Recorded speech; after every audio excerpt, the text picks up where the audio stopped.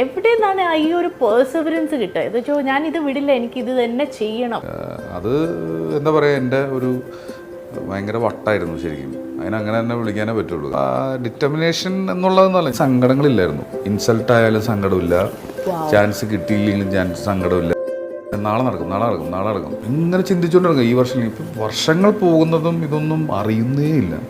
എന്തെങ്കിലും കാലത്ത് ആരെങ്കിലും നീ ഒരിക്കലും ഗുണം പിടിക്കില്ലടാ എന്ന് പറയുന്ന ഒരു വ്യക്തിക്ക് ഇന്ന് ഈവൻ ജോജു എൻ്റെ പയ്യനാ എന്ന് പറയണത് ആ ഒരു ട്രാൻസിഷൻ, അങ്ങനെ ഒരു സ്വീറ്റ് റിവെഞ്ച് എക്സ്പീരിയൻസ് ഉണ്ടായിട്ടുണ്ടോ ജോജു?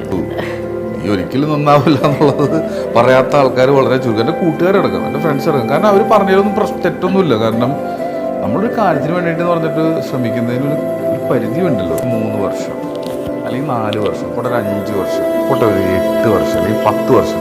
ഇത് അതുകൊണ്ട് നിർത്തിയില്ലല്ലോ.